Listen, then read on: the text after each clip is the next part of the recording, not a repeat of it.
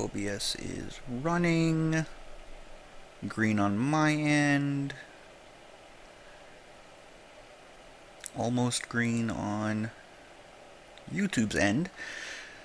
Of course, when it does come live, the audience is already hearing me chatter. Mhm. All right. We are live. Hello and welcome to Gilmore's Glorious Gossip, a show dedicated to Critical Role over on the Geek and Sundry Twitch channel. Welcome to everyone joining us live, and don't worry if you can't stay, we will be posting this on Monday. Many thanks again to Akuma Mika at EmmaFrost91 for our logo. This week features 4 more amazing art pieces. The current art you are seeing is by George at King George Only over on Twitter. Later on, you'll be seeing some pieces by Moonraven Sparrow Summer Palette, an art piece just found over on Tumblr. So make sure you visit the artist Moonraven Sparrow Summer Palette. That's hyphen between each of those. Moonraven Sparrow Summer Palette .tumblr.com.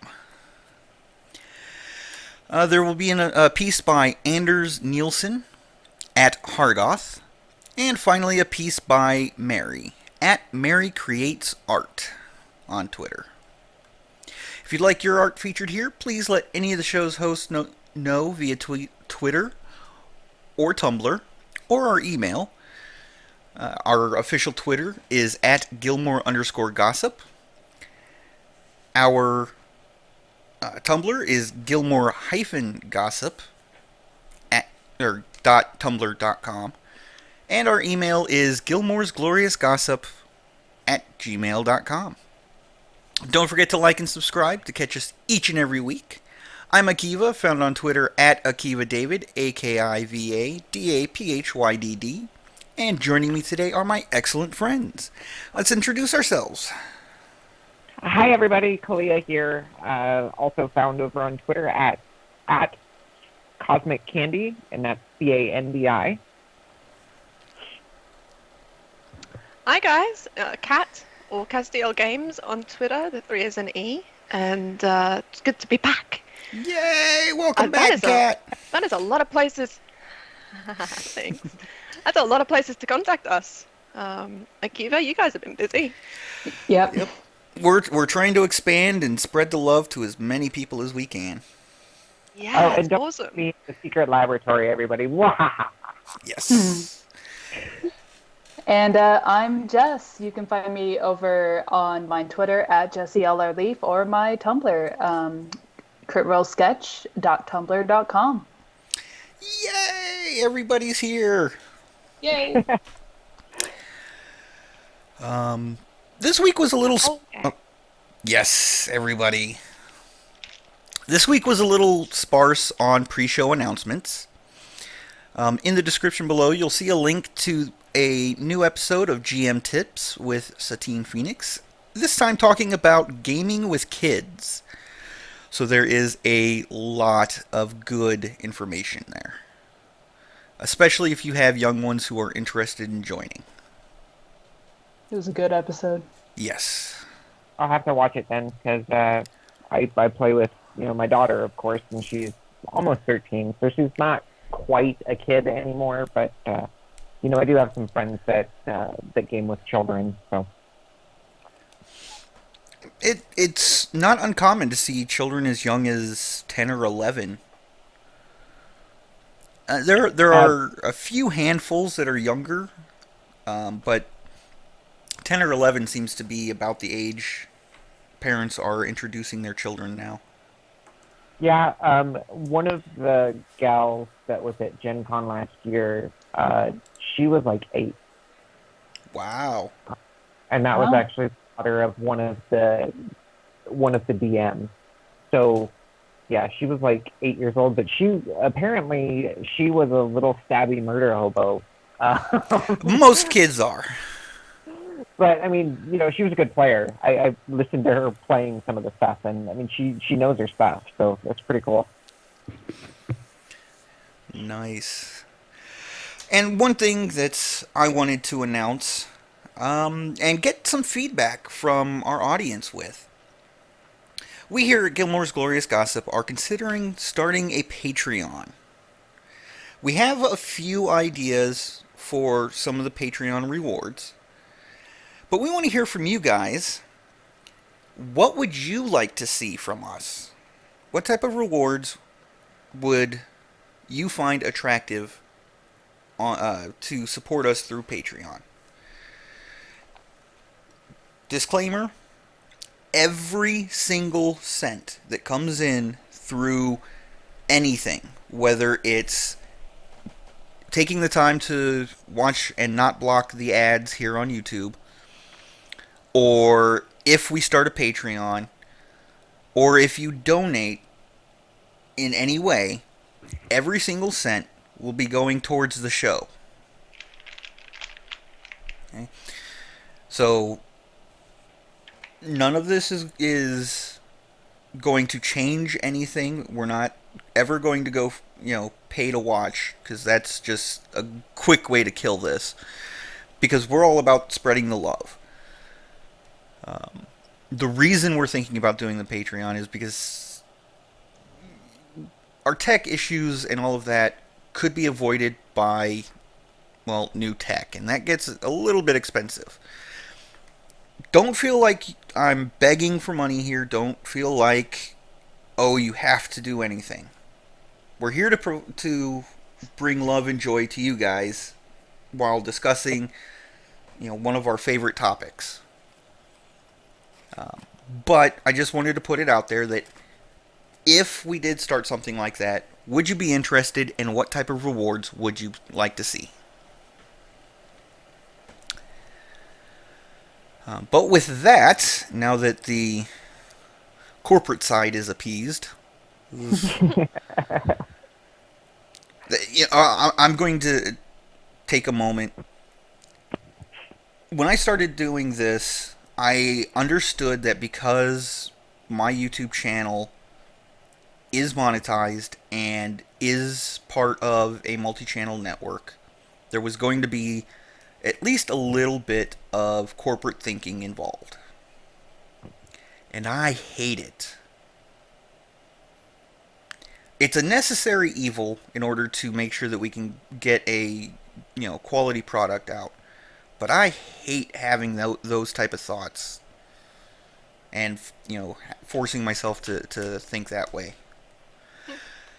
I suppose, I don't know, you got to kind of change your perspective on it. I think a Patreon is exciting. I think it can open the doors for us to be able to do so much more for our audience. And we've got some ideas, guys. We've got some cool ideas of things we'd like to do.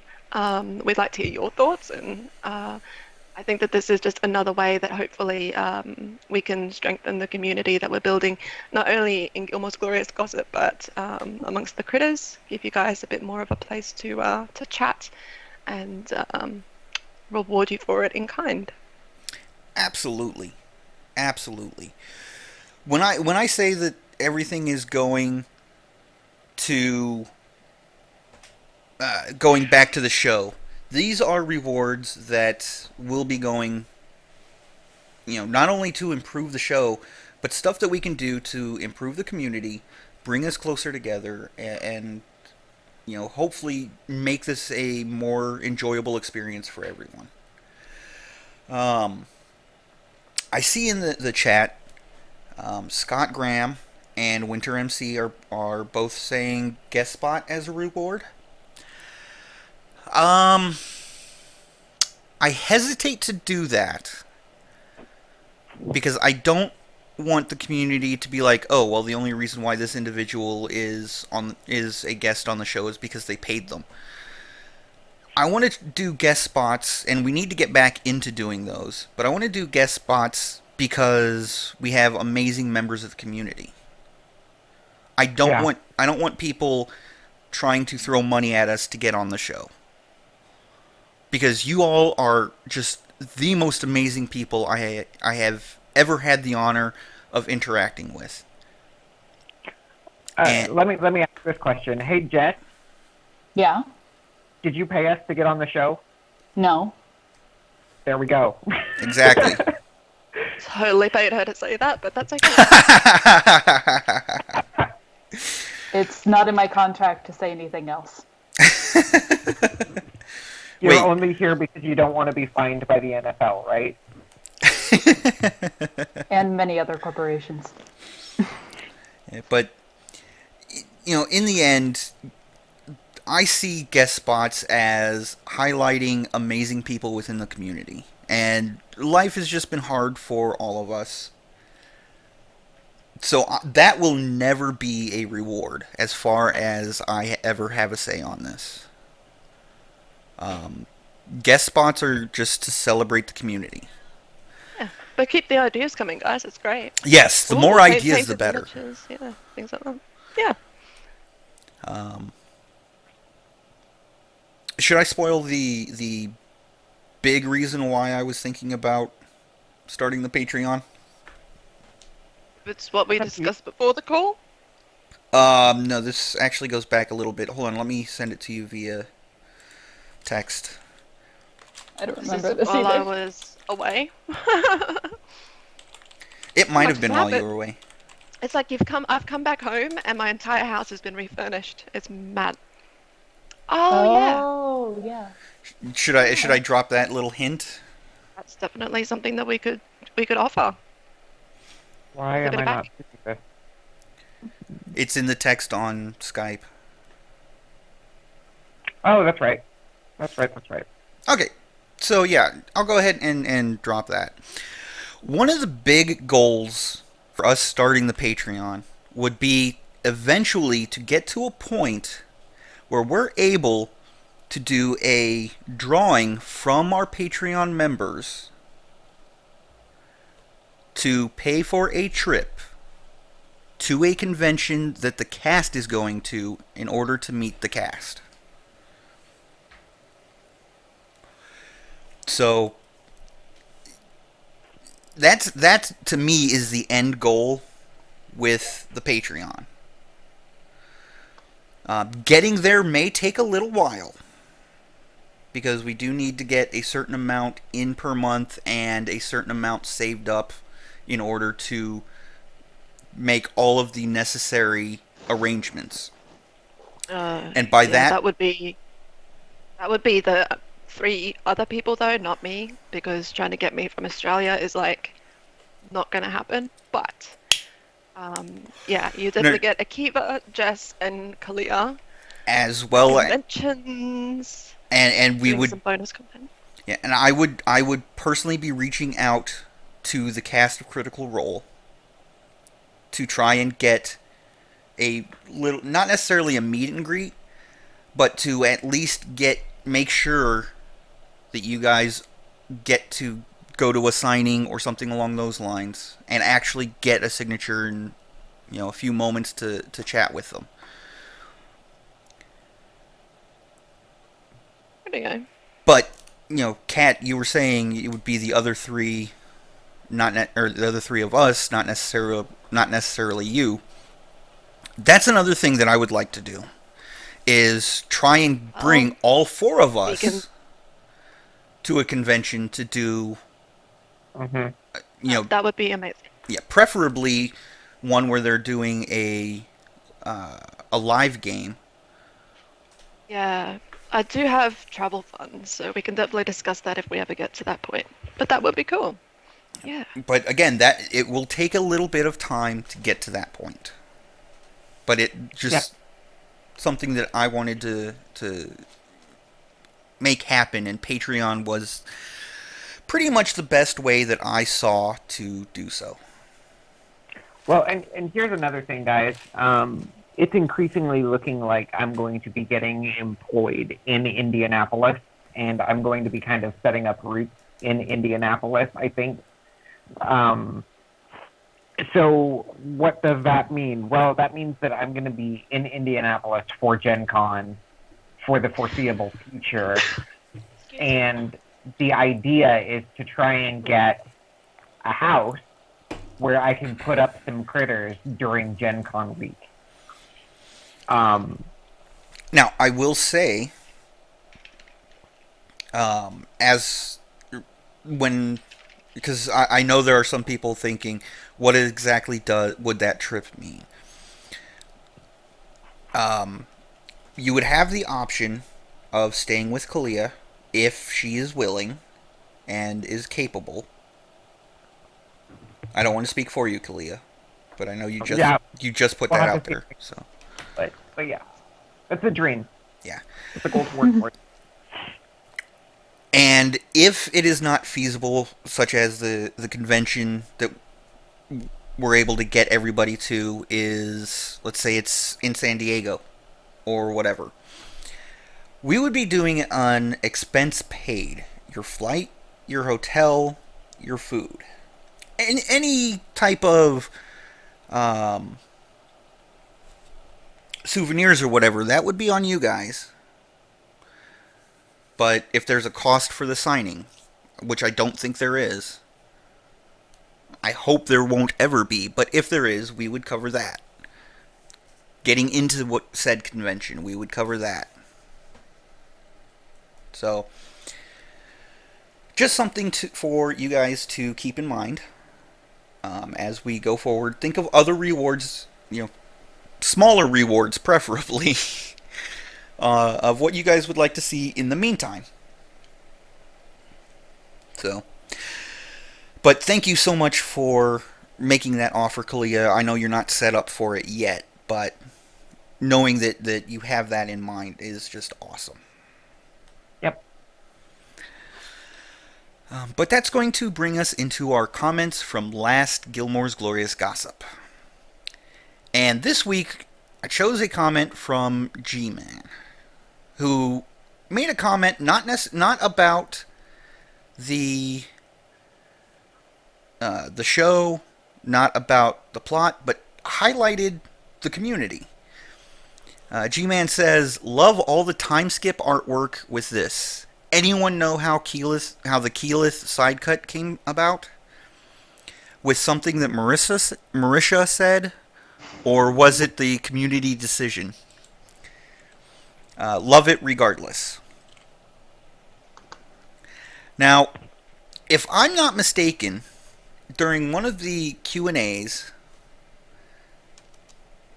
Marisha had said that the way she sees Keyleth is with that sort of side shaving. I don't know exactly how it's called. I think she saw some fan art of it. Someone did like a fan art piece and it had the side shaved, and she said that she loved it, and that's how she kind of saw Keyleth in her mind, was with that kind of haircut. But the official art doesn't have it, so unless, because I'm pretty sure with the new armor and the time skip and everything, that poor Kit Bus has probably received a couple of commissions from the Grit Roll staff and is probably working quite hard to now do an updated splash art. We'll have to see. We'll have to see if that comes in. But I mean, she hasn't really mentioned it in game. She mentioned cutting her hair short, but she's never actually said anything about it being side shaved. So whether it was just a passing comment that she didn't really take on, I'm not sure. The biggest reason that you're seeing all that art with the side shaved is because all of the art in which the time skip took place, all of the art that the official Critical Role page put out has the side shave. All of the Keyleth art has it. So so all the community artists picked up on it, and now we just do it because that's what the art showed. It was. Oh, has the Kit Bus has actually released new art? No, we're talking the community art at this point. And Kit is the official art. Yeah, Kit is an official artist. So, as much as we love you, Kit, and as much as you are a part of this community, official art is different from community art. I'm sorry. Yeah, it is. That's why I was wondering. Fowler started, though. I want to say that was something that Tess started. I could be way off. I don't know, but either way, I don't want to say that because we're trying to keep it PG-13. Either way, it rocks. What were you saying, Yeah. Kate? I was just wondering where the official art pieces were Oh, they're just that Jess was so talking about. during the episode, during the time skip episode, all of this art, which had been completed before the episode even went out, was getting posted during that episode. So that means the cast went to all of the artists that Liam gathered and told them what they wanted their characters to look like a year later. Oh, I Nice. missed that. Okay. Or they just had certain details specified, like keyless hair and shit, stuff like that. Maybe that was on Alpha. I don't know, Did you? but I don't watch it in Alpha, so I didn't see any official art. But okay, cool. Jess may not be allowed to confirm or deny this, but I like to think that the artists have their own special channel that they talk to each other across. It's called Twitter. Okay. Well, this week's Talks Machina moments. I don't believe there was one since they were on vacation. Just Christmas. Just Christmas. And But they did confirm something. what did they confirm? I missed They're it. getting a new set. Oh, nice. Yeah.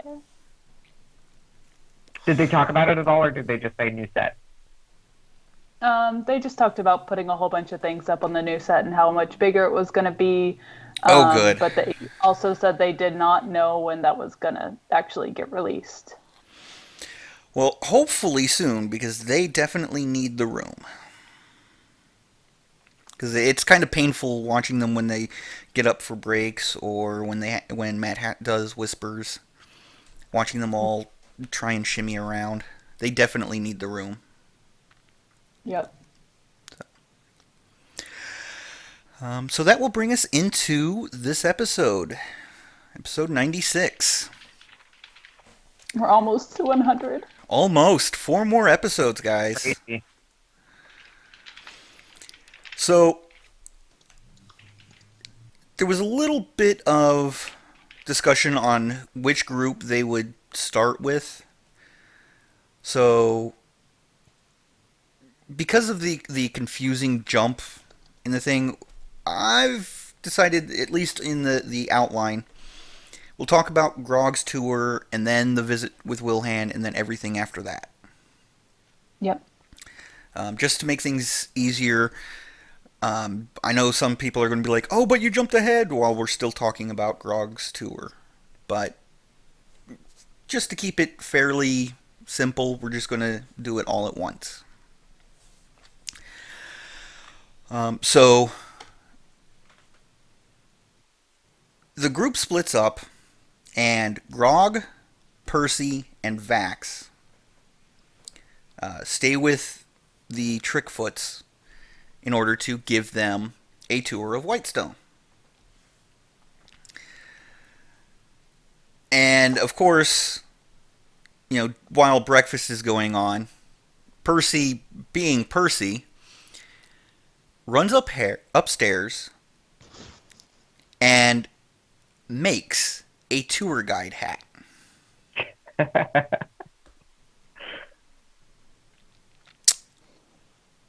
I loved this entire episode because they were playing very free with everything, and this once again shows that Travis is a master of improv. Yes. He's amazing. That guy is. You would normally, like, when going into it, everybody kept saying that it's just amazing how this guy, this really fit, really enormous guy can be playing D&D. It's like, it's amazing. Like, that type of person normally never sits down at the D&D table, but he is one of the most invested people in this game, and he's constantly in character, and it's just so amazing to watch. Yeah. He really throws his acting chops into the ring. Or at the dice, however you want to say it. But yeah, X the Jester is pointing out that he makes the hat at Grog's behest. Grog did ask for something that would allow him to be easily seen so nobody gets lost. I mean, granted, he is a Goliath, so he stands over everybody else. But Yep.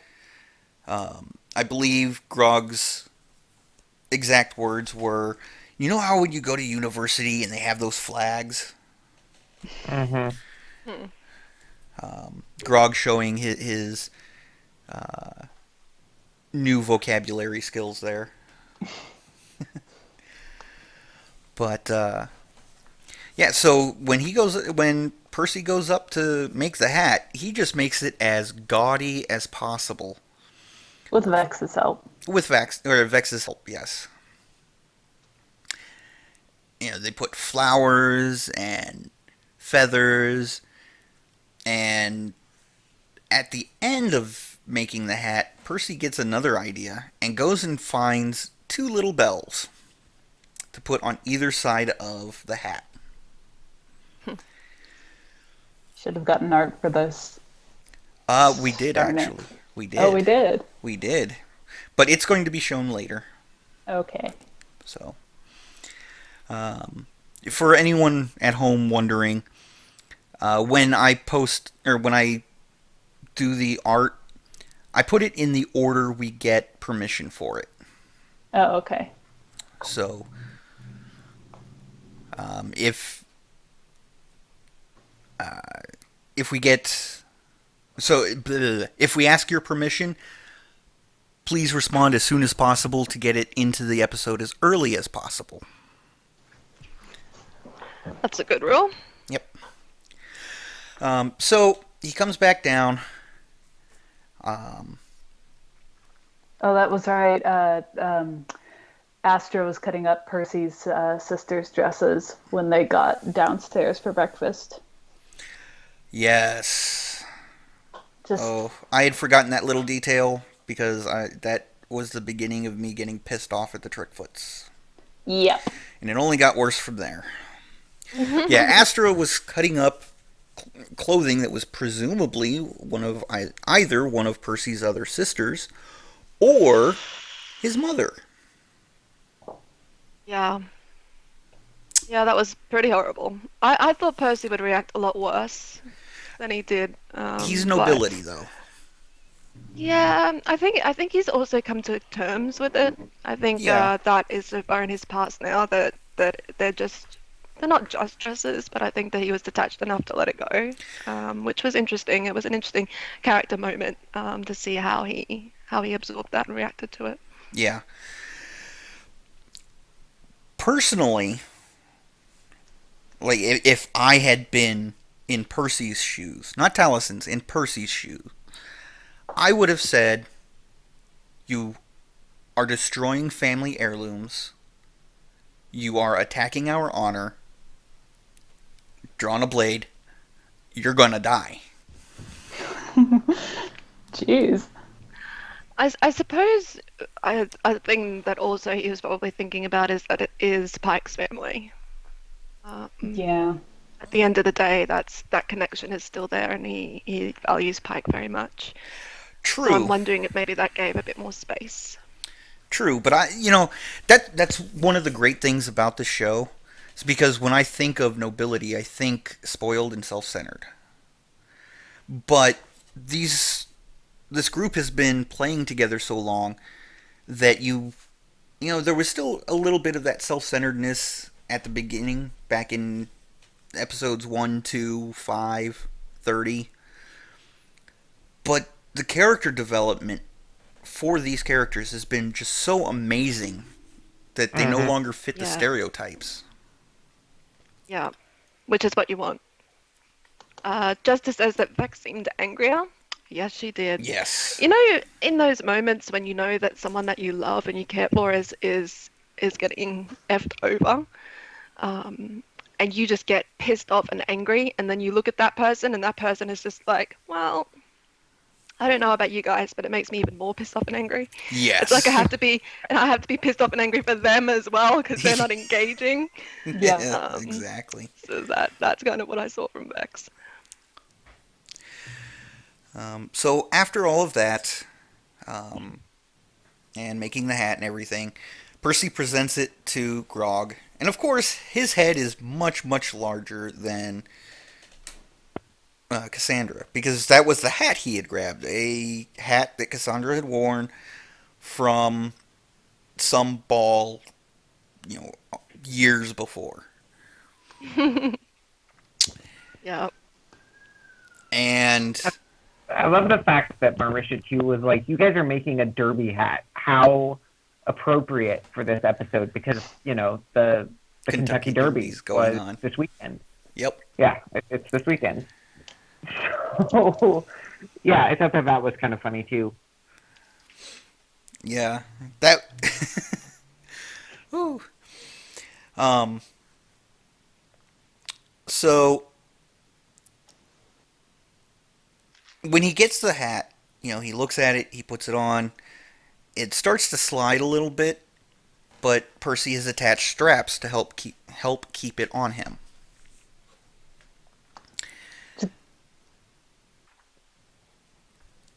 Yep. Every single nightmare from school and high school just comes rolling back. Those goddamn hats that your parents kind of force on you and strap that thing right under your chin. Now don't lose your hat.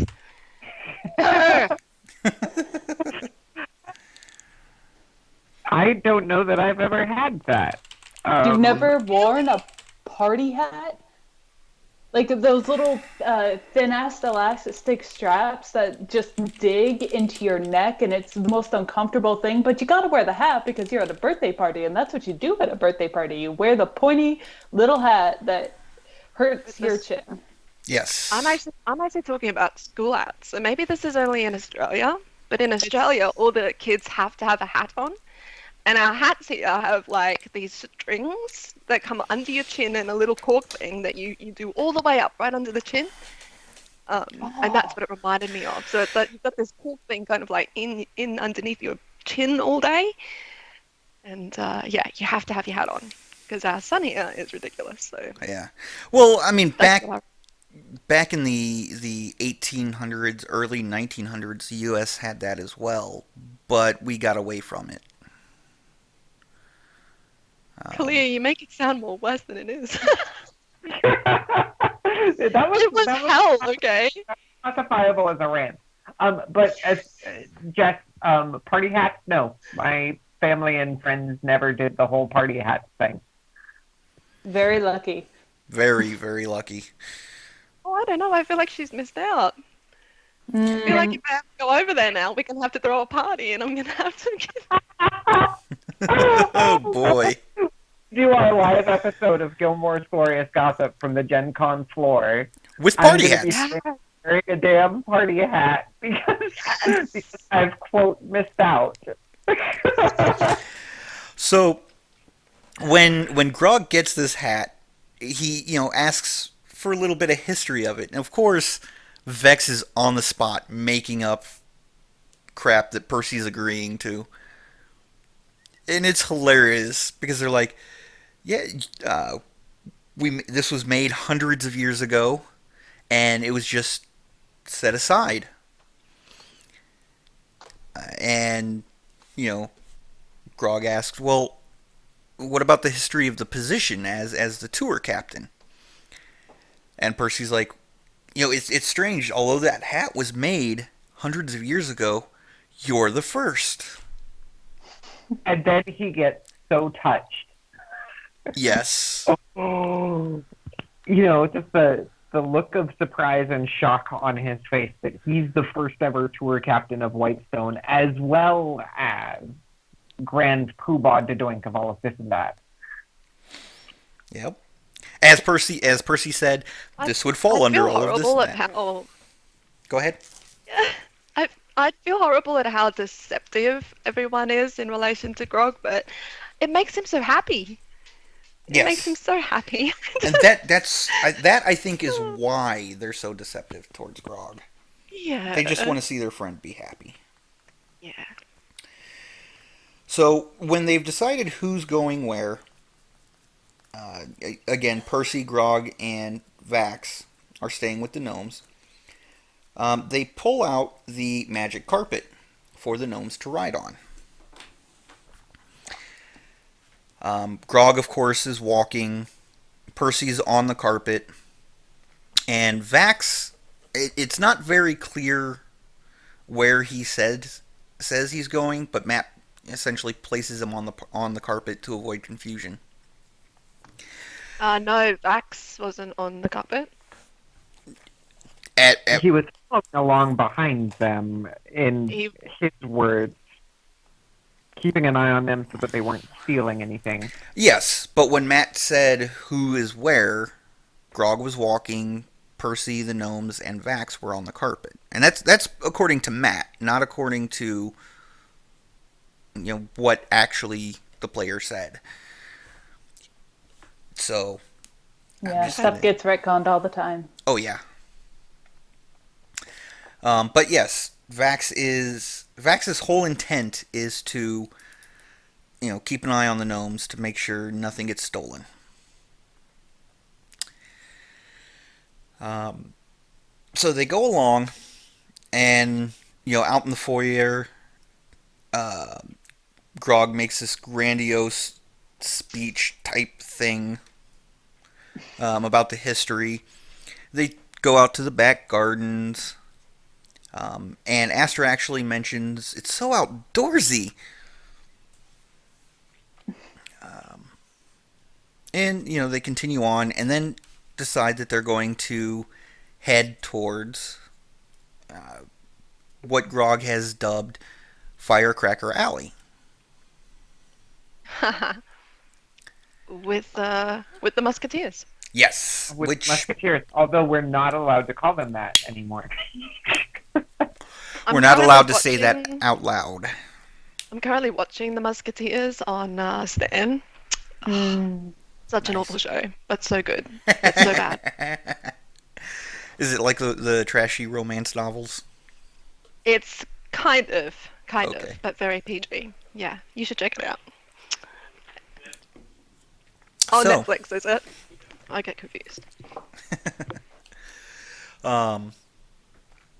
So, and as I said, we're lumping the tour all together, and then we'll go to Wilhand. But just know that this is where where Matt switches scenes.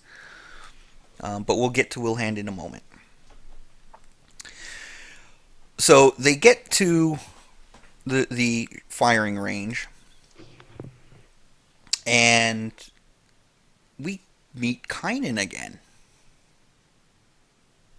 This was really cool Yes. for me, especially when Talison's like, he's looking at Liam and he's like, oh, your boy, and Liam is like, Kynan, and then Liam kind of he looks a little bit surprised. I would be. Oh well, that's kind of a cool place for him to be. Yeah. Yeah.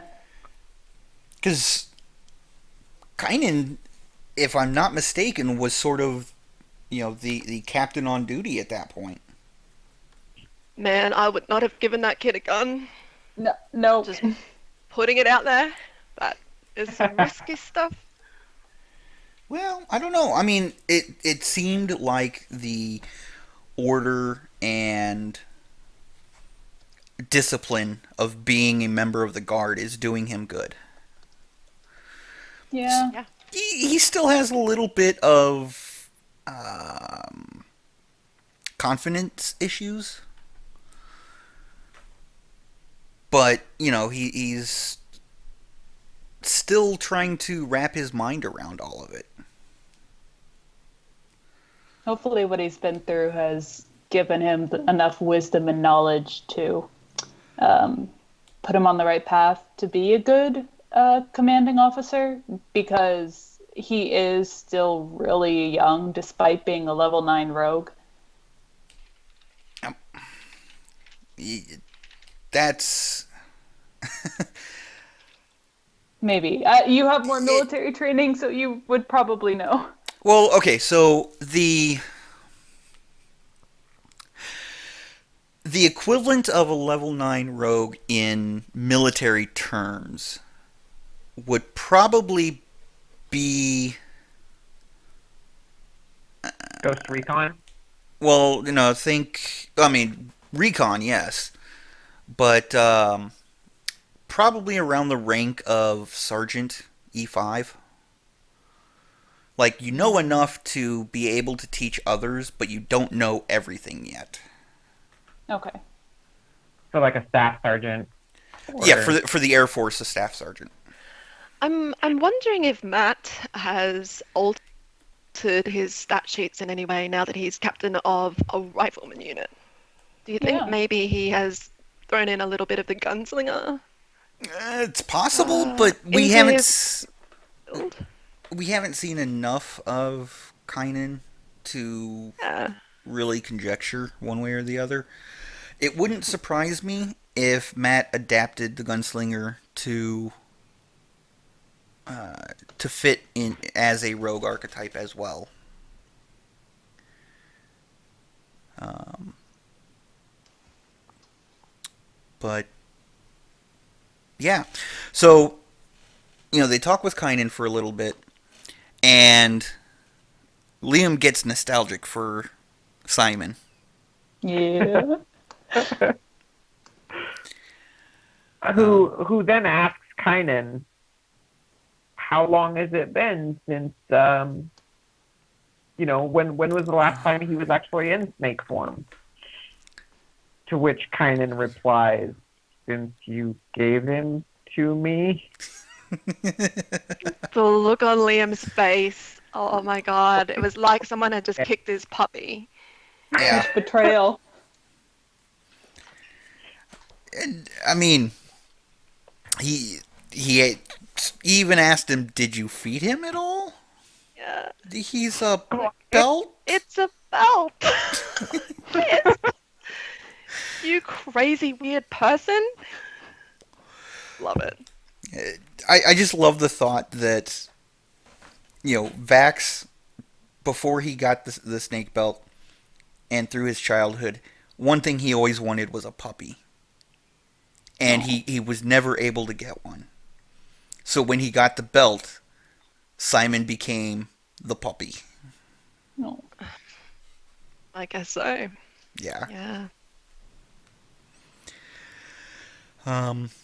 But after that, the gnomes have been watching the riflemen and women, as Kynan keeps pointing out.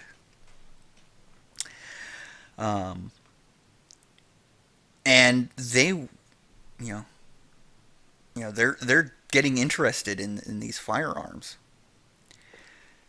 And then Vax and Grog, I think it was Grog who brought it up first, but Vax and Grog ask Percy if they can fire a rifle. And Percy says yes.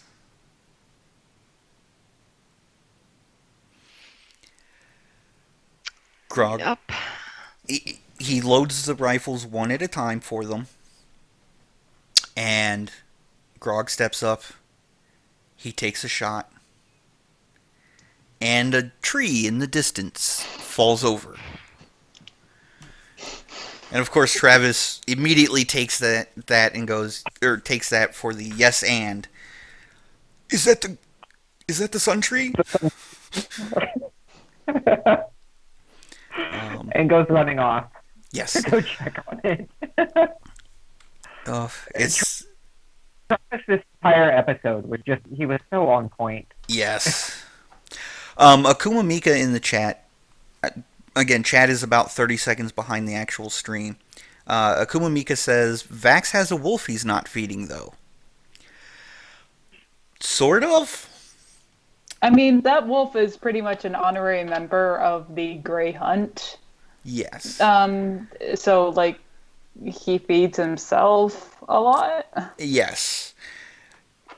The wolf was not tame and scoffed at when Grog or Vax or anyone really tried to feed him. He's like, I can do it myself. So the wolf is associated with Vax, but not doesn't really belong to Vax. If that makes any sense. Yeah. I mean, it really makes me wonder. I would love to see the previous champion of the Raven Queen and the relationship that this champion had with the wolf. I think it would be a really interesting story. Absolutely. Because, and it might set the tone for the interaction with Vax and this, this wolf. Yeah. That would be great to see.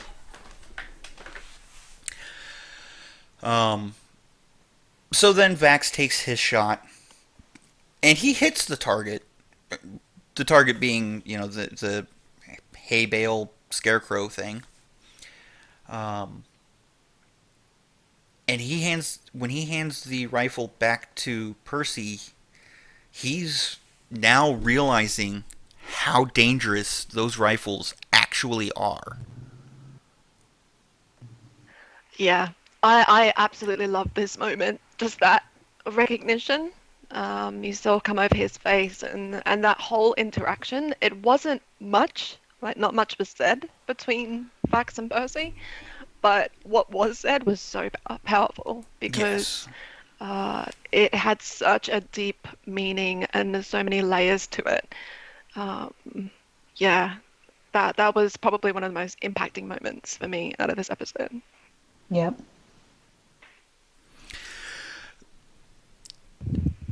What really got to me was the somberness of Liam's voice when he said that. Yeah. Like, he knew they could do a lot of damage just from watching Percy handle them.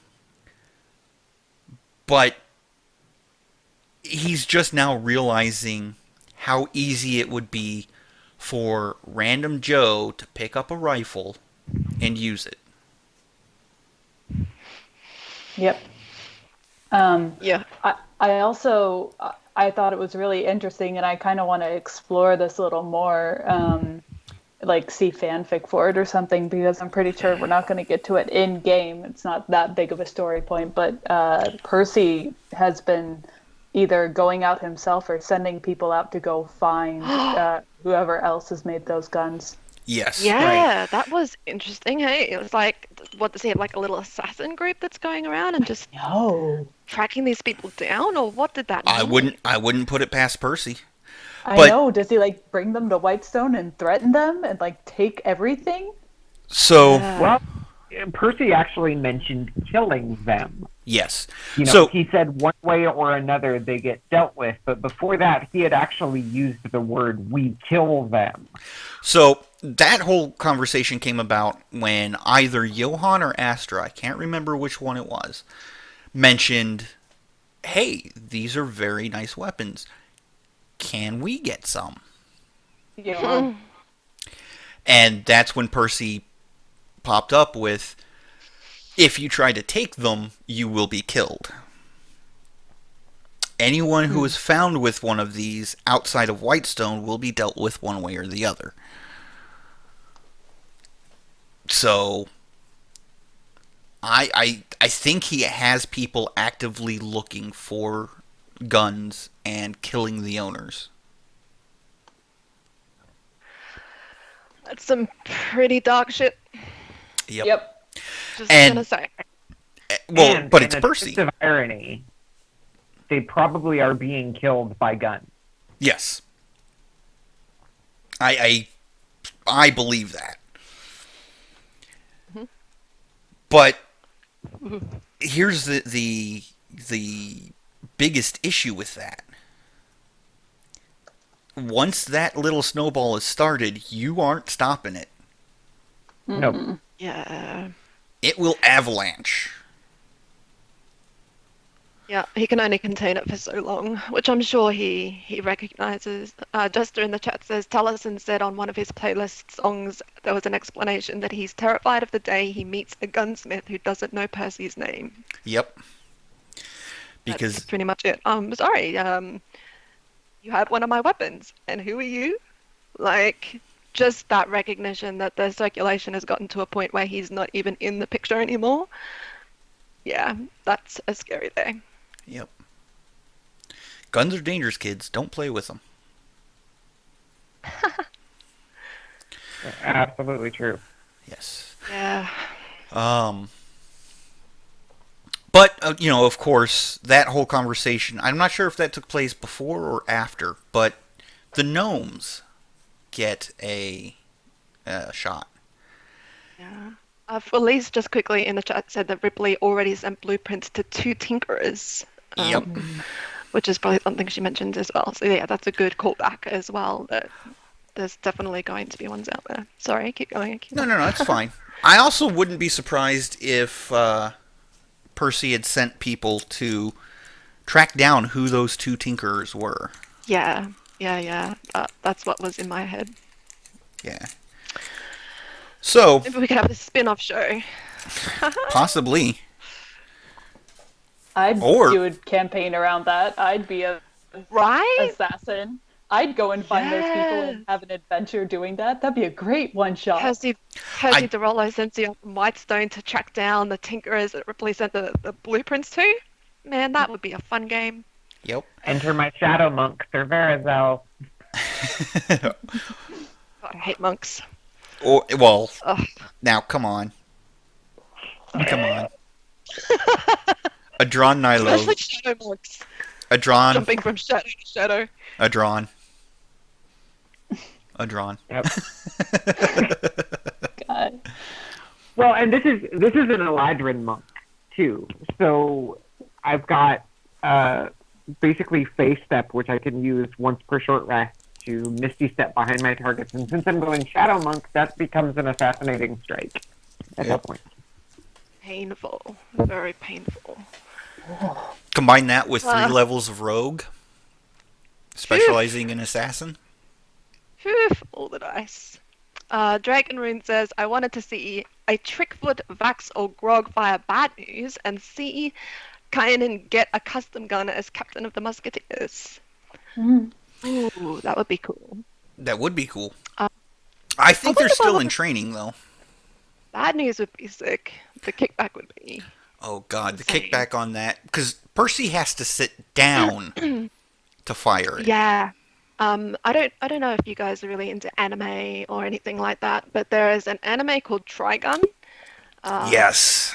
Trigun. You guys Love seen Trigun. Trigun? Oh, it is so good. So you know and I forget his name, but the priest with the large gun that just goes. Nicholas Wolfwood. Yeah, Yes, that's Wolfwood. it. Wolfwood. My husband just shouted it from the lounge room. That's what I think of every single time that gun comes out. I'm like, just imagine this massive gun. And when Wolfwood fires that thing, like there's one episode where he sets it aside and somebody else tries to pick it up. They can't even Yeah. lift it. But he Yep. he hefts it one-handed. Yeah, that's totally my head getting Yes. with it. Yeah. But yeah, so the gnomes, get a chance to shoot. Specifically Astra and Johann. Now, in the rifle Johann gets, it's just a blank shot. An overcharged blank shot at that. So there's powder going all over the place. He sort of burns his face a little. And he's just delighted by the power of the weapon. And a bit sexist when he turns and tells his wife. That's how a man does it. Yeah. And I think that's what prompted Percy to give her an actual shot. Yeah. Percy gives Astra an actual shot. And she fires. Doesn't really hit anything, though. And then Grog finally makes it back. And it's not until he gets back that he notices there's a small little hole in his knee. that's bleeding profusely. So, oh boy. Oh, just downtime moments are so much fun. They make it so much fun to watch. Yes. Sometimes it can just be really dragging in an RPG. Like I'll go into other shows and watch it, and even though like the cast can be really great at times, other times they're just like, it's not very fun to watch anymore. Yeah, but Critical Role keeps it nice and lively. Yep. So, um, but yeah, so then they make their way back up to the house to meet with the others. So let's roll it back a little bit and talk about the visit with Wilhand. Pike, Keyleth, and Vex, tree stride to Western, right into Pike's backyard. Well, Wilhand's backyard, technically.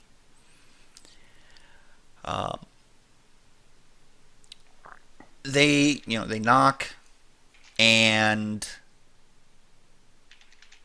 they they enter the house. Wilhand, tries to start the fire. And Keyleth, helps him along with her druid stuff. And, he puts on a kettle of tea. They do a little bit of small talk, and then Pike just sort of gets to the point of, why they are there. And this was a brilliant little bit of roleplay on Matt's part. Matt was amazing. Can I just say, you guys think I'm the Green Dragon? Matt. No, you're not. Matt is the Green Dragon. I'm just a little peon following along saying, I want to try. That is cute. That was a cute visual. Akiva's been downgraded to a green kobold. Yep. Yes. Yes. You buy So shiny? what did he do? Okay, so Why? so Pike is sitting here, asking for a little bit of family history. And of course, Wilhand says you'd have to talk to Ogden. He's been around the family. He actually stayed in touch with the family.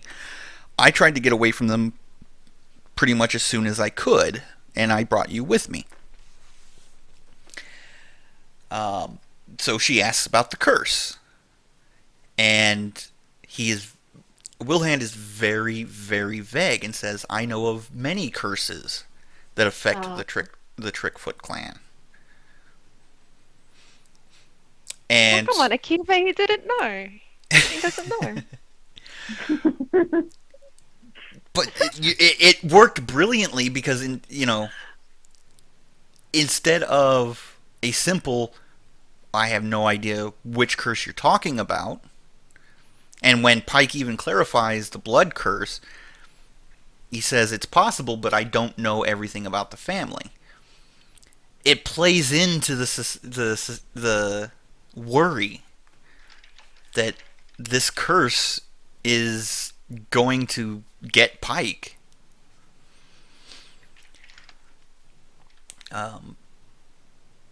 So, while there are a lot of little cute and awesome roleplay details, I'm really going to push for you guys to go back and watch or rewatch the episode. Because this scene was just so brilliant. Talking about it cannot do it justice. Yeah.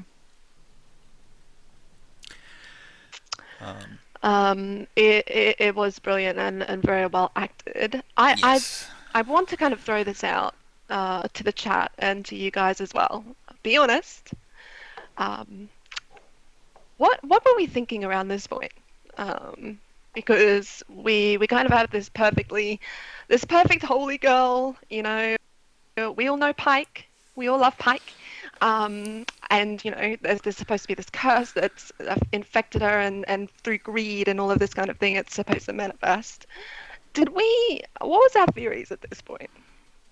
I mean, you could pretty much look at the Skype chat. I was listing them out the entire time. I think at this point I was... Yeah, Jess and I were having a little back and forth here, and I think we both agreed that... Not read that. Yeah. That's a lot of writing. I'm sorry. Oh, that's okay. Oh, don't blame Like, you. oh my god, so much text. I can't do it. I So- read it after the episode simply because my phone was blowing up. I was watching. I didn't have Skype up on my computer at the time, but my phone has Skype on it, and so my phone was blowing up during all of this. I'm like, holy shit, they're going crazy. I got excited. I'm sorry. Well, it's okay. It's fine. No, it's fine. So- but I was just like, I had to read it after the episode because I needed to know what was going on. Yeah.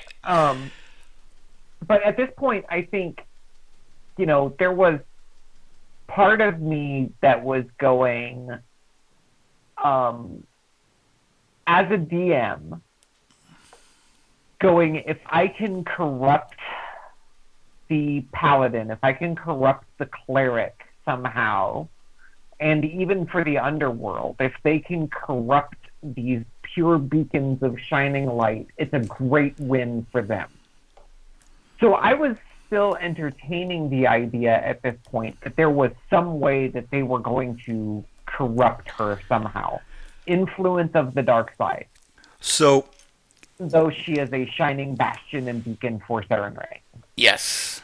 Now, the theory that Jess and I were working off of was one, or we had a couple of theories. The first one, Yeah. maybe JB's the one with the actual curse, but because it's a shadow demon, it wants to snuff out the light. So it's trying to get the family to go after Pike and giving these visions to Ogden. Yep. The second theory we had was rather sinister. It wasn't it wasn't an exorcism that they were planning for Pike, but a summoning.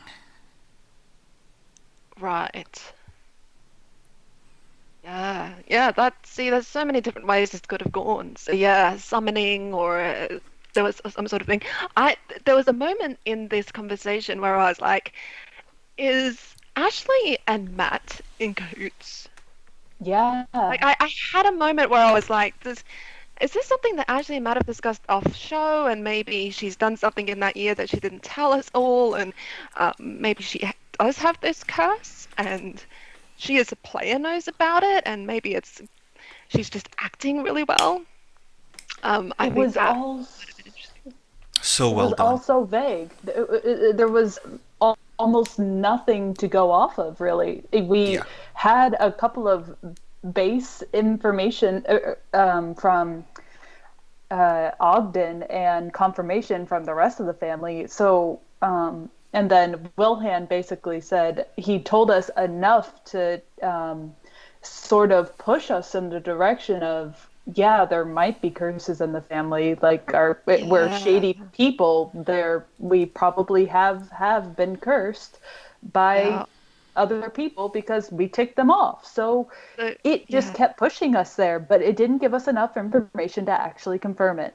Yep. Yeah, so that conversation, you're right, was very masterfully handled because it kind of cemented enough to make you want to continue with the whole story, but not enough to make you doubt, I suppose, too much that you wouldn't go ahead with it.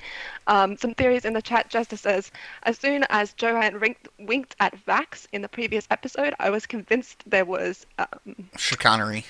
chicanery of... Oh, Jester, you're pulling out some good words there. Chicanery. Chicanery? Yep. Scott says oh, go ahead. There you go. Okay. Scott says that my theory was that the curse was what was causing her dark tendency, torture devices, etc. Yeah, I also had that thought, but I shut it down. Yeah, my And then first. the Dragon Rune says, I thought there was a trick involved, but it started and ended with Ogden's story. Also, there was no way Pike would fall by her own doing based off of the curse details given. Yes. As far as Scott's theory, um, I'm just going to put it as king shaming is not welcome here. Ah! I love that she kind of like, Yeah. she was saying, I haven't done that many things wrong. I've done this and I've done that, and I've went to a couple of brothels, and she just said it so casually, and then kept talking, and I'm sitting there going, Pike, oh my lord, like, did not even picture Yeah, but- little Pike going to a brothel. But I mean, when you put it all together, the worst thing that she's done is killed a man. So, but she, Yeah, yeah, And even Now, then, it wasn't under. Go ahead, Akiva. I was saying, even then, it wasn't under the clearest of circumstances. yeah. What- Pooped in a bed, just as yeah. Yeah. One thing that did flash to mind, though, was the one shot that Matt ran that was Battle Royale, where yeah. we saw Pike be the monster, Oh, Well, it was so good. with inflict wounds, and we saw her with all of these other damage-dealing spells. And my mind kind of fast-forwarded ahead to go, ooh, well, maybe this is why, Possible. because of the blood curse. So there was that thought that happened a little bit later for me I as mean, well. there's a year, the whole year that passed, and she was talking about how she was in the Crucible. You know, she became the second highest person in the Crucible, and I'm thinking, well, you know, maybe something has happened.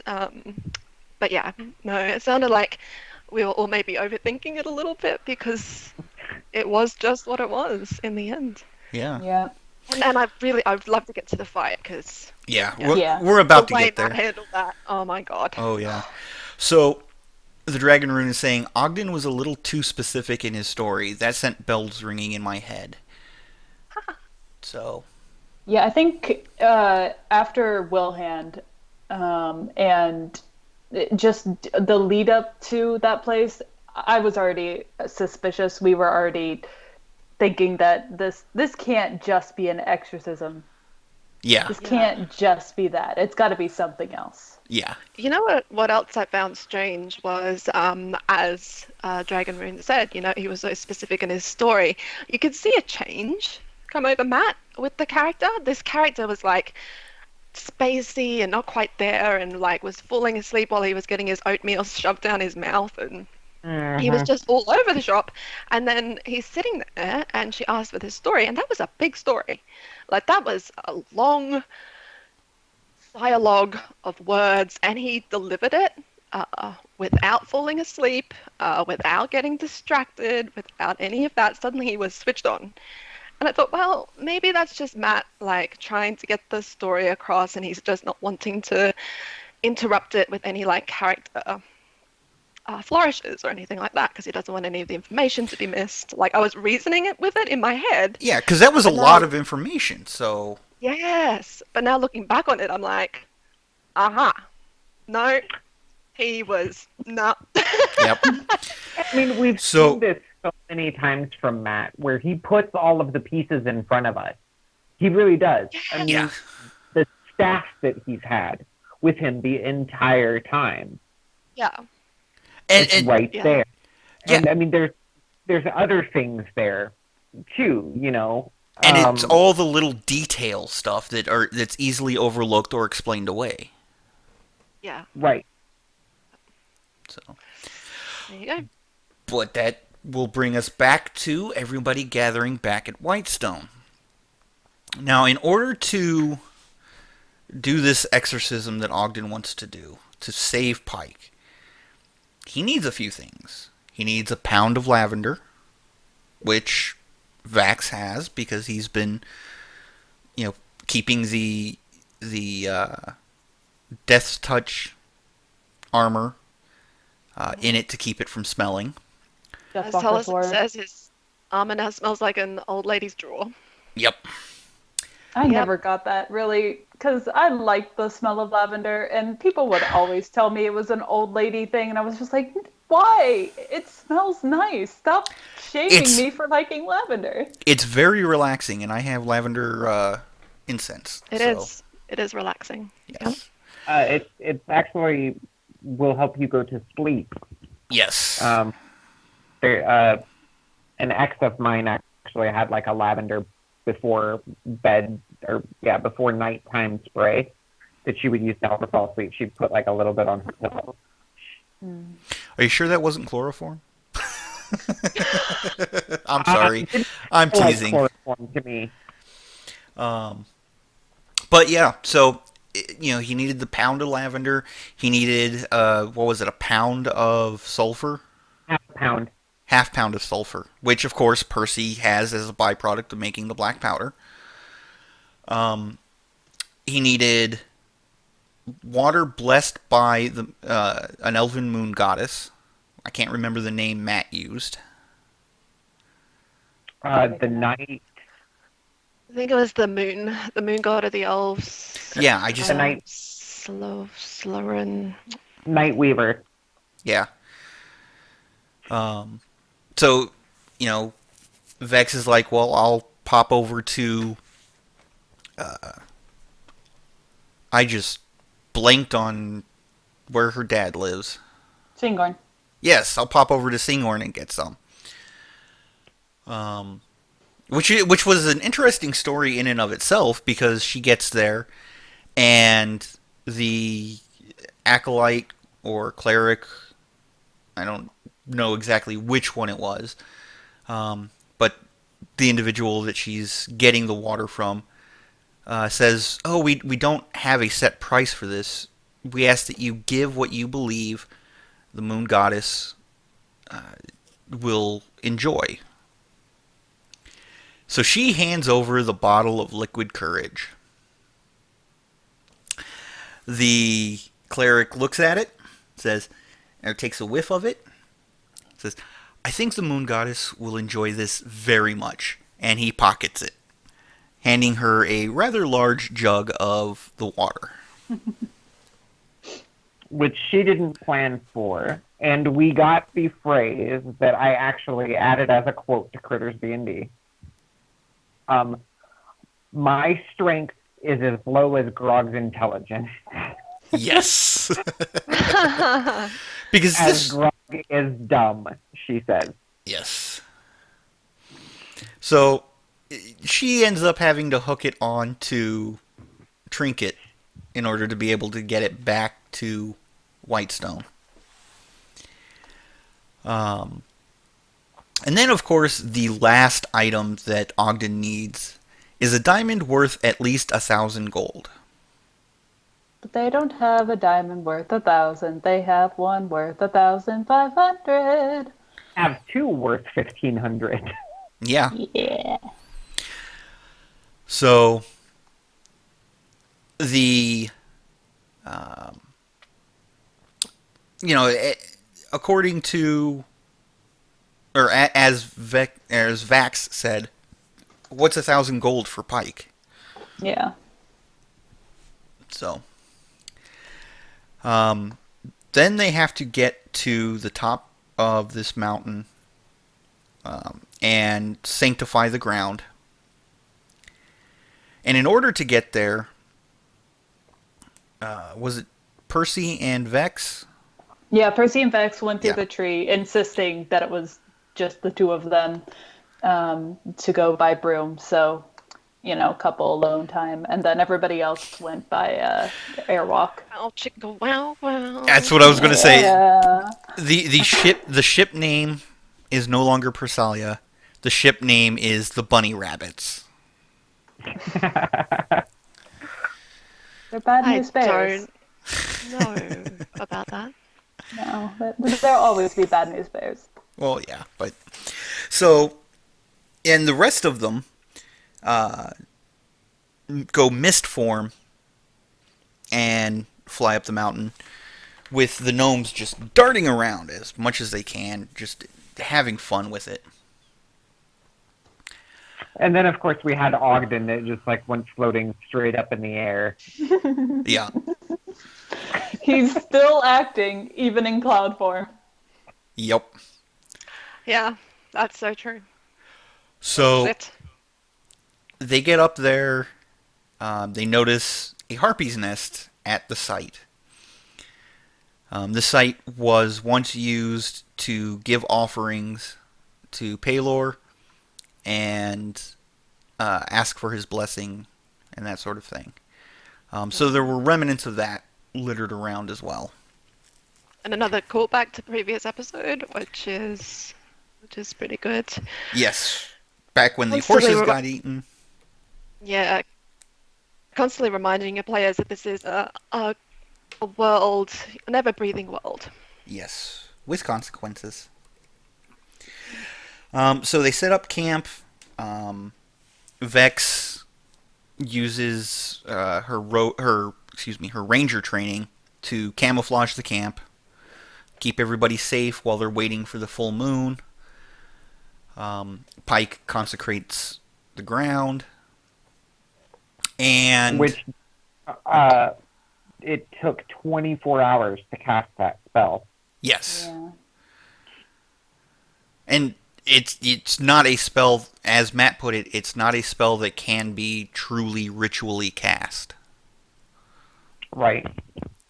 So, I mean, Well, it is and a the ritual, thing, too, but is that the other thing too is that Matt was gracious enough in this that he's like, oh yeah, you would have had it prepared because Ogden told you that you needed to hallow the ground, and you would have known, even though it was the first time for Pike to cast hallow. He's like, you would have been aware of what an undertaking this spell is. yeah, So he was gracious in that fact. yes. So we get to the night of the full moon.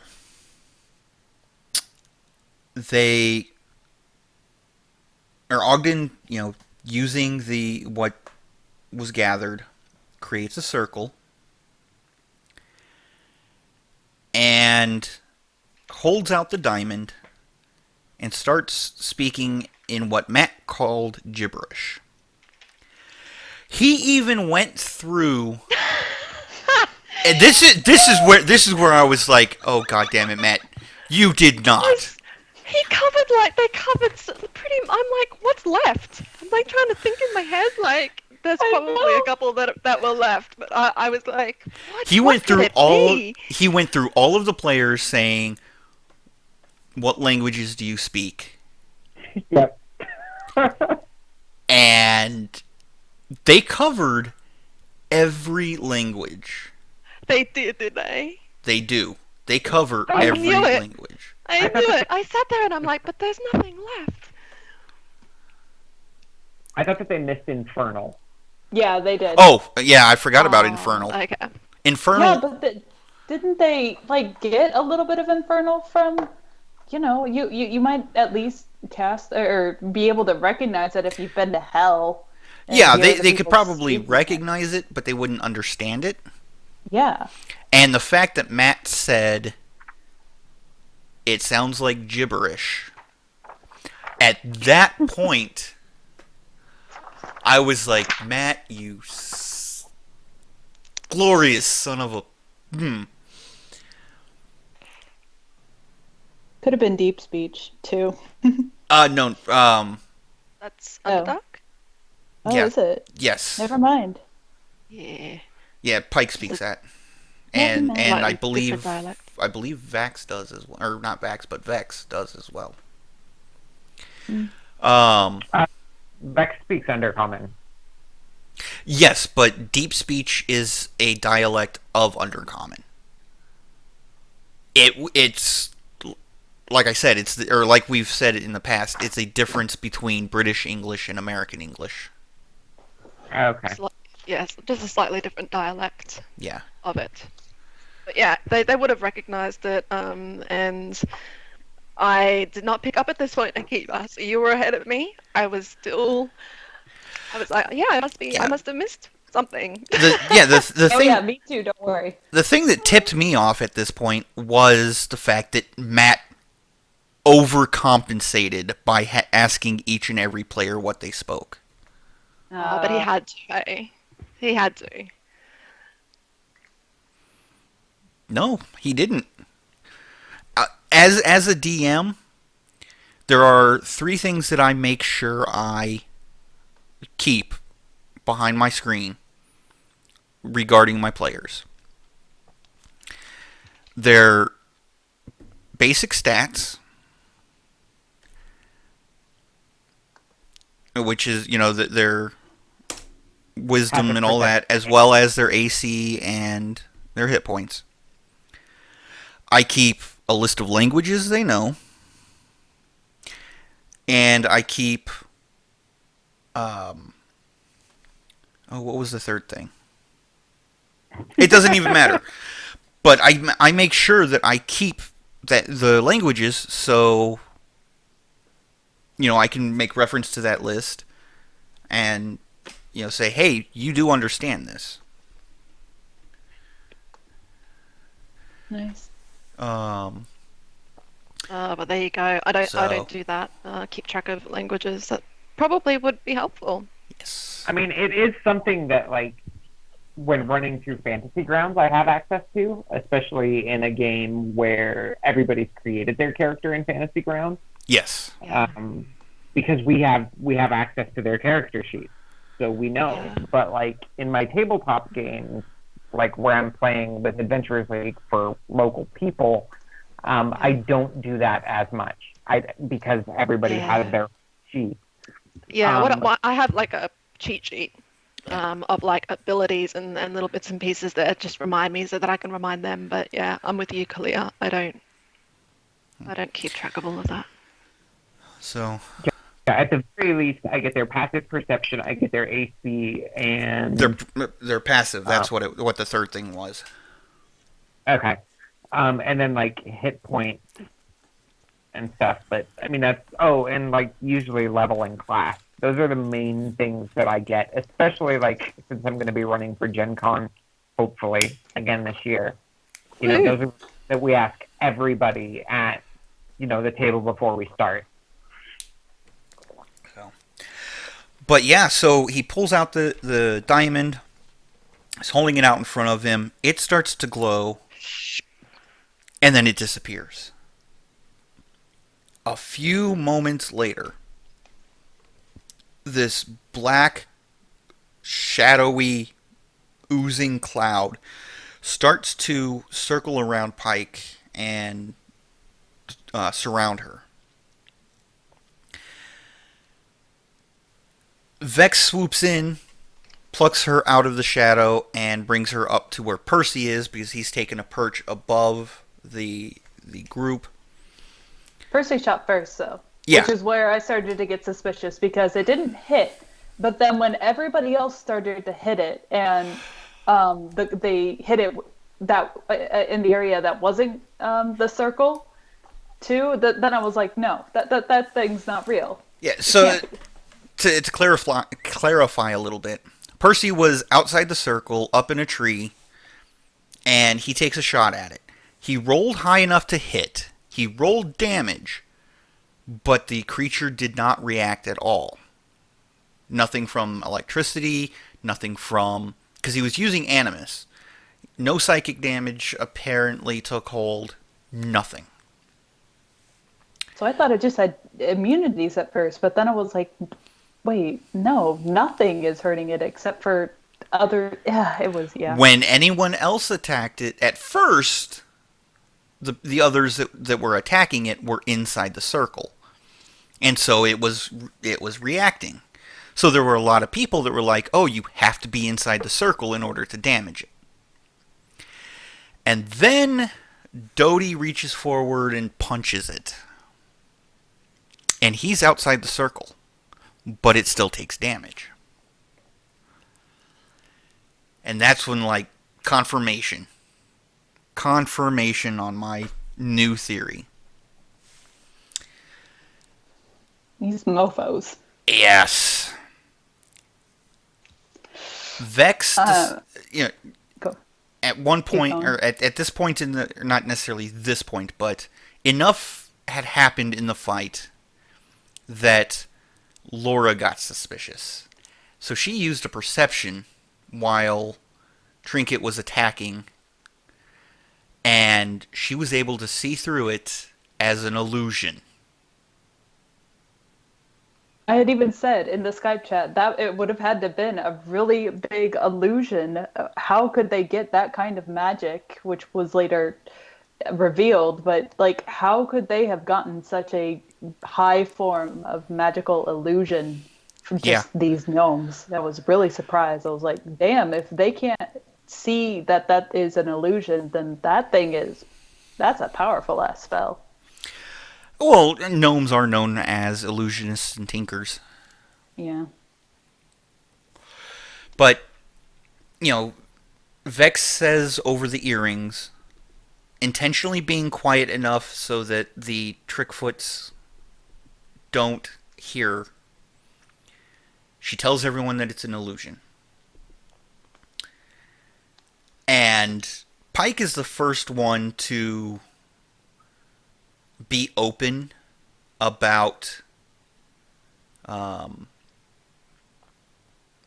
fact that she knows it's an illusion. And she walks over to Astra, holding her mace threatening out at her, trying to intimidate her. Failed the Fails. intimidation roll. So she drops the mace on Astra's foot. And I loved that we saw Mama Bear Pike come out here. Yes. Oh, She was seething with anger at this point, and yet she still did it in such a way that she was just and fair with what she did, and even with some compassion. Yeah. But she took her shot at the same time. So. Yeah, I really felt for Pike at this point, and even Ashley, because you could see that she had definitely allowed herself to give some sort of, to give to the whole story that maybe her family were The trying to benefit of help the her. doubt. Yeah, you could see that trust that she'd given them, and at first that wasn't very forthcoming. And she even said, I felt bad. I felt bad for how I treated them last time when they first arrived, because all they wanted to do was come and help me get rid of this curse, and they wanted to protect me, and I treated them like crap. And then this is what you want to do with your players. You really want to have them challenge their perception on things and challenge their characters' abilities to react to things like betrayal and things like trust and such. It's one of the best. Yes. Or things like tsunamis coming up out of nowhere. Yeah, giving them choices. Do you do this one thing, or do you do this other thing, and see what choice that character makes. And Matt's fantastic at that. So Yes. yeah, I think he took Ashley for a bit of a ride. So. and Ashley just keep going. No, go ahead. Her arc, though, I know we haven't gotten to the end of the fight yet, so you can keep going, Akiva, but I'm curious if this is the end of that story, because it felt like such a short. We were all like, "Yay, Pike arc!" And then That it's like, I hope not. I really hope not. I hope that Matt continues, bring something else into it, because if that was just Ashley's arc, that's a crappy arc. That is crap. I mean, it was Yeah. cool, but it was cool. I don't think her arc is done. No. I think this is just Can't the be. beginning of it. But I have theories. yeah, so after that, a few more turns go by, and Tyrion, who had tried to capture the illusion in one of his spheres that he had bought off or gotten off of a necklace, then turns and hits Ogden with one. And as soon as Ogden is in the sphere, the illusion evaporates. Yeah, his staff goes flying. His staff goes flying. The illusion evaporates, and he's like, "You've won! You've done it! You've destroyed it!" And we get to see that vibrant, boisterous Ogden again. Yes. And since everybody knows what's going on, Tyrion decides to get in on the intimidation by having Dodi pick up the sphere, walk over to the edge of the cliff, and hold Ogden out over it.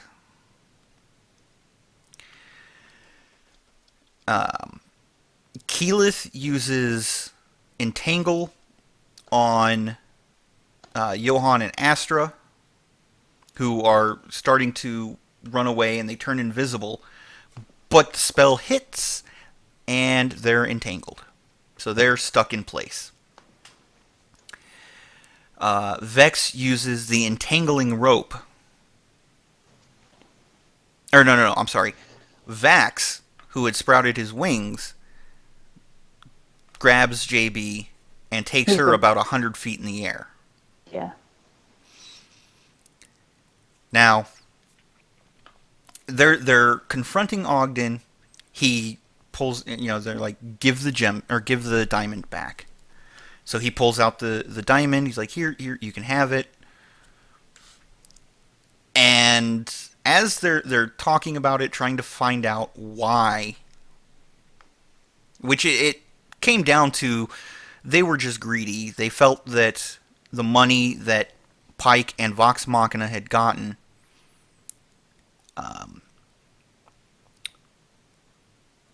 that the money Pike had sent them was not enough compared to what Vox Machina had earned. Which, there's the key. They had earned it. Yes. Yeah. I was actually, I'm not gonna lie, on my first watch through, I wasn't really listening and taking into all of their words into account, so I ended up sort of sympathizing with them just a little bit, but then I thought it back over and I was like, no. These are terrible people. I should feel no sympathy for them. They are super terrible to their family members. Yes. They're horrible. Yeah. I think it was an interesting mirror of what I think a lot of families would do to their children when they become famous. And I was kind of curious to wonder if Ashley has maybe dealt with that in her real life, because she's a very successful actress, compared to most, and she's got a very good career. And I don't know much about her history, but I'm wondering maybe she's dealt with maybe friends or family who have kind of expected something, and it's not always money.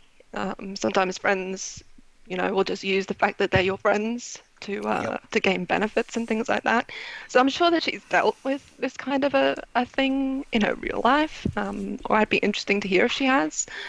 But yeah, that's the first thing I thought of, was it's like a famous actress or somebody who's made it in the world, and those shitty, awful parents that come by and go, well, we deserve some of this, and they just don't. So, in the middle of all of this, the spell finally fades. The sphere around Ogden pops, and he starts falling. Vax, flies low enough to drop JB without killing her, and then goes for a dive, going after Ogden. Mere feet from the water, the jagged rocks, I was surprised. the pretty much instant death at the bottom of that cliff. Vax catches him, and turns so that he's, essentially bouncing Ogden's feet along the water. What were you surprised about, Jess? Just the fact that even though Matt said it was a very, very, very high cliff, it only took like it was only one roll for Liam to get to Ogden, all the way down that cliff face. Well, yeah, but he had gravity with him. He was Yeah. flying to propel himself forward, so he could actually exceed terminal velocity, whereas Ogden had passed out. And when you pass out while you're falling, you don't fall, straight. You sort of lay out flat, Yeah. and so the air resistance keeps you from the same terminal velocity you would have if you were stiff as a board, keeping yourself upright. Hmm. Okay. Um, Well, yeah, I think Vax also had the boost of haste on, didn't he? yes. Yeah. So, I mean, that was another part of it. Yes. So, he saves Ogden, and as they're coming up, Percy tries to come across as callous as he can, and says, "I wonder if we should tell them whether or not he survived, or maybe we should leave it as a surprise." Um, so, eventually Ogden gets brought back, and the full story comes out. Ogden, Astra, and Johann all believed that they deserved more money, and JB went along with it simply because it was an excuse to hang out with Pike some more. Which made her, in my eyes, the only, redeemable one. Yeah. Right. And apparently, Pike agreed. Because she kicked Astra, Ogden, and Johann to the curb. Said, here's all the money in my purse. You guys are gone, and I never want to see you again. Oh, one thing we forgot to mention, because we found out this number beforehand. In case anybody was curious, they dealt 413 damage to the illusion before it got dispelled. Yes.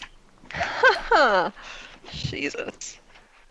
Can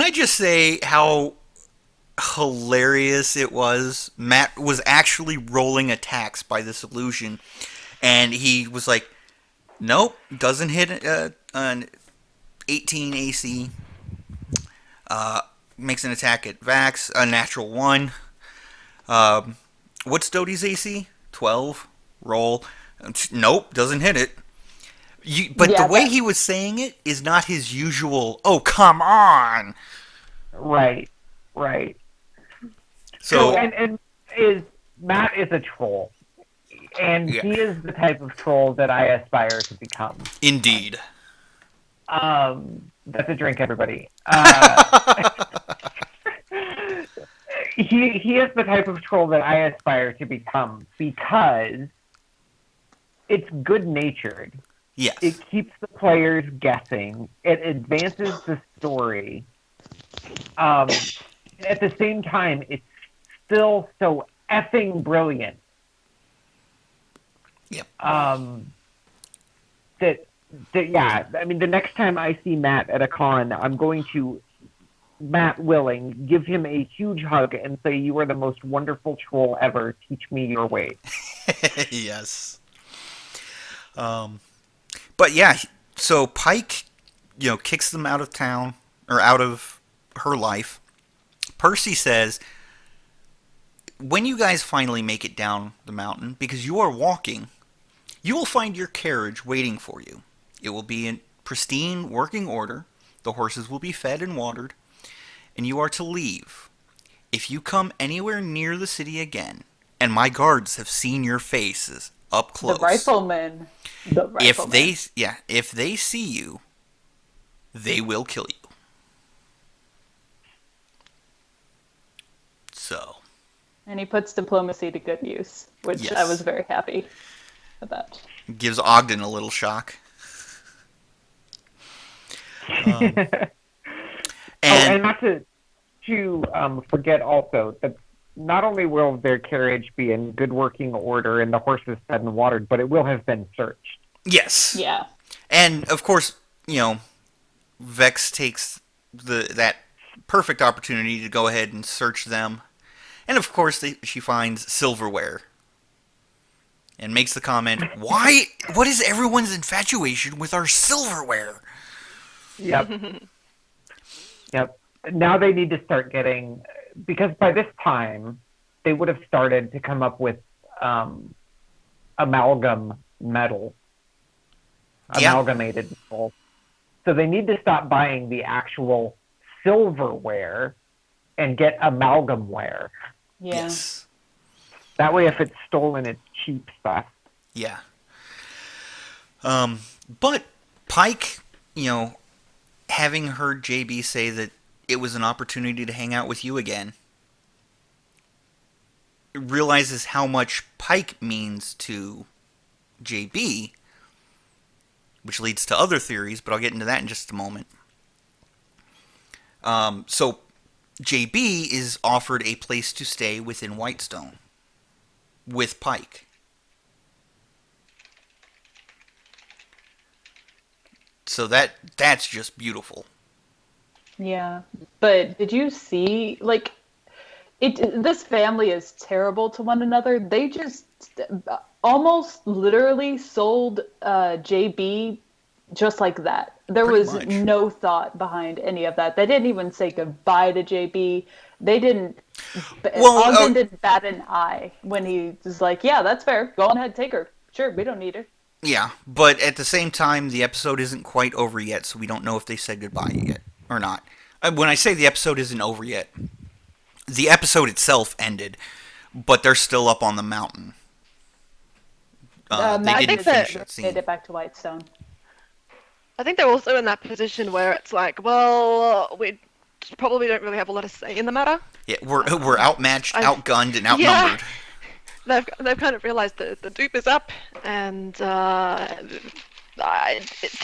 try to fight them on this particular matter, would it be worth it? And as you said, Jess, it just goes to show that they did not see it as worth it, and that's fine. I mean, JB is very clearly probably going to be happier that way anyway, but So so this is interesting. So we've got some theories about JB. Yes. So my theory, and I'll be the first to say I'm jumping the gun on this theory. I don't have enough information to hold any water.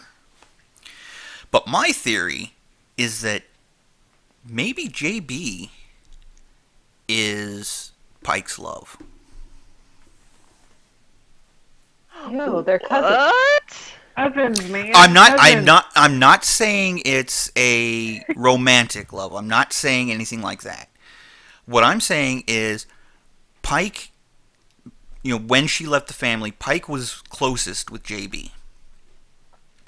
So until she can make sure that JB is taken care of, and I think it was because JB was still with the family that she sent the money in the first place. Because JB was not free of the influence of the less reputable Trickfoots, she was focusing on making herself stronger so that she could rescue JB and then get on with her life. Not necessarily a romance thing, but she's ignoring all other distractions until she can save a family member that deserves it. Yeah, I understand where you're coming from. But the way that she was talking about JB, like, I feel like that might have come up a little bit more in the episodes where she might have hinted that, I always meant to come back to see you, or I always meant to come back and do something like this. She really gave the kind of indication with some of the things that she said that she'd hardly thought about JB since she left. Yeah, And there was obviously I don't know. Yeah. Oh, that could be. That could be. But like I said, I was jumping the gun on that, and it's.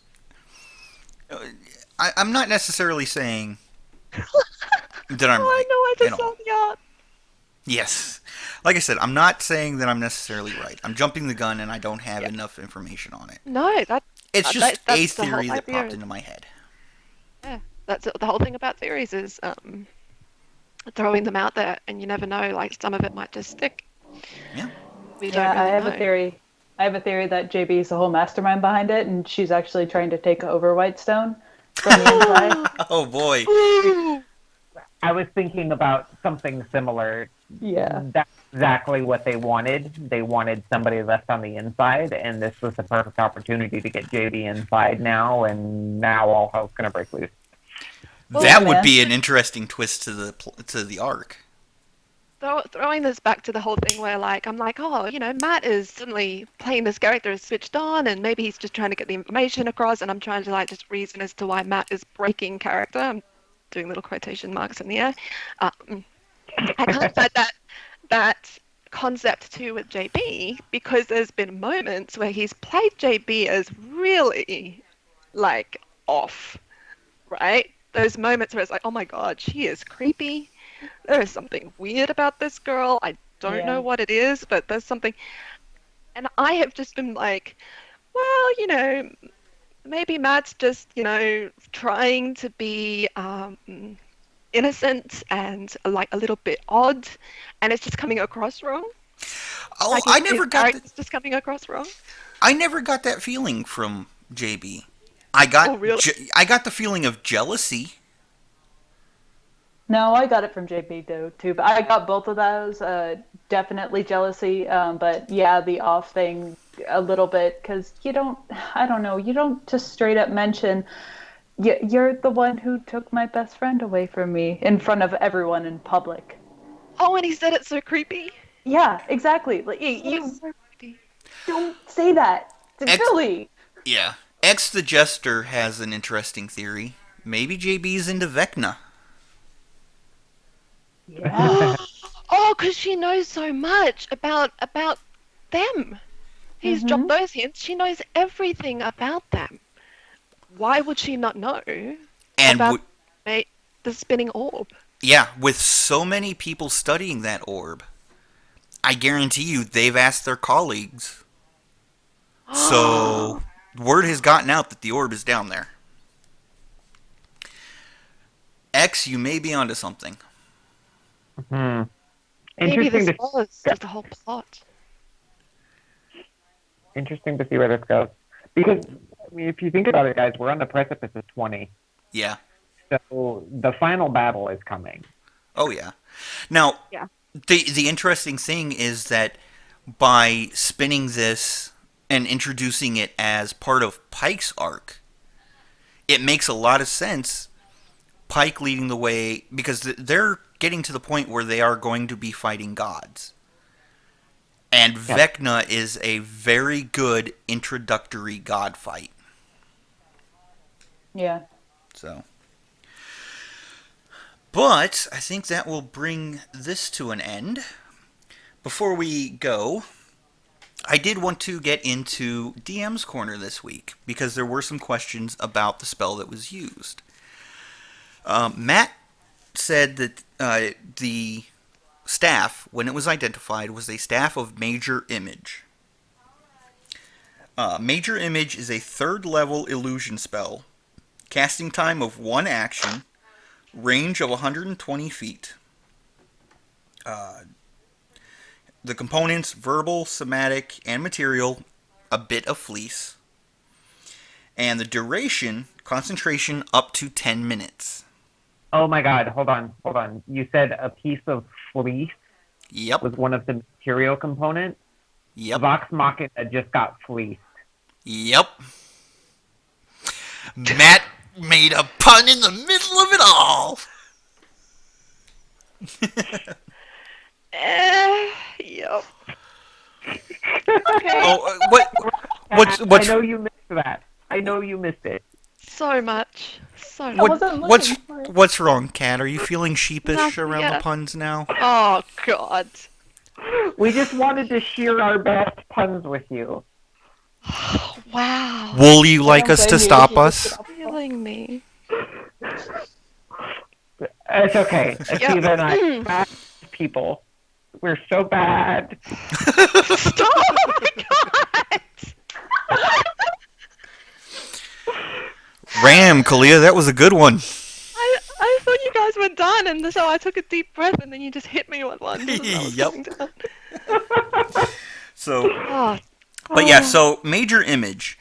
You create the image of an object, a creature, or some other visible phenomenon that is no larger than a 20-foot cube. The image appears at a spot that you can see within range and lasts for the duration.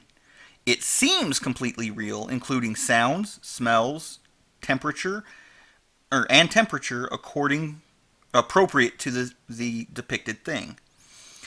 You cannot create sufficient heat or cold to cause damage, a sound loud enough to deal thunder damage or deafen the creature, or a smell that might sicken the creature. So, still well within the possibility of what Ogden had done. As long as you're within range of the illusion, you can use your action to cause the image to move to any other spot within range. As the image changes location, you can alter its appearance so that its movements appear natural for the image. Physical interaction with the image reveals it to be an illusion. However, the workaround on this is that it's a shadow. It's supposed to be a shadow demon. Right. So as long as the players and characters are expecting it to be soft, wispy, and all of that, and remember, Matt also said it felt like Grog was punching the air. The illusion can still hold as long as the expectation that they're going to pass through it is there. right. That's an interesting play on that wording. It's like, well, yeah, because it says that it reveals it as an illusion, but what does that actually mean? I mean, does that mean that the players don't particularly know it's an illusion? Ah, interesting. Yes. Yes. So one last thing from Felice here, real quick. She says Pike actually had to end the episode, and she said, "Oh yeah, by the way, there is a curse in the Trickfoot line, and it's called diabetes." Yes. That was hilarious. That Because- was the best line. Because if you remember, last episode, the Trickfoots were all just scarfing down on the baked goods. Yeah. And The then pastries. Wilhand was saying, I have to watch the diabetes, and Yep. told her to warn the rest of the family. So there you go. That was a great tie-in, and yeah.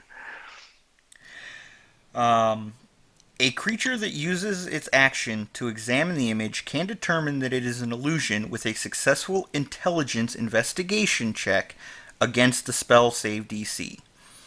If a creature discerns the illusion for what it is, the creature can see through the image, and its other sensory qualities become faint to the creature. When you cast this spell at higher levels, using a spell slot of 6th or higher, the spell lasts until dispelled without requiring your concentration. There you go. Yep. Oh, Akuma is responding to the pike line. Hell of a pike drop, isn't it? Yep. Yes. Yep. Oh, love the puns. But yes, that is Major Image. So, that, however, is going to bring us to the end of our episode here on Gilmore's Glorious Gossip. So if you guys enjoyed, click on that like button and hit subscribe to follow or to catch us each and every week. Send any of your D&D questions to us using the hashtag DM's Corner. If you want to submit art, you can contact us either on our official Twitter at Gilmore_gossip, on our Tumblr. Thank you, Jessica, for running that for us. That's Gilmore-gossip.tumblr.com. Or via email, gilmoresgloriousgossip@gmail.com, or contacting us directly on Twitter. I'm at Akiva David, AKIVADAPHYDD. I'm at Cosmic Candy at COSMICCANDI. And you can contact me, Castiel Games, CASSTI3L Games on Twitter. You can contact me at Jesse LR Leaf or my Tumblr, critrollsketch.tumblr.com. We hope you enjoyed. Until next week, kick back, relax, and enjoy your games. May all your hits be crits. Have a nat 20 day. And I'll see you guys on the internet. Bye-bye, guys. Bye. Bye, everybody.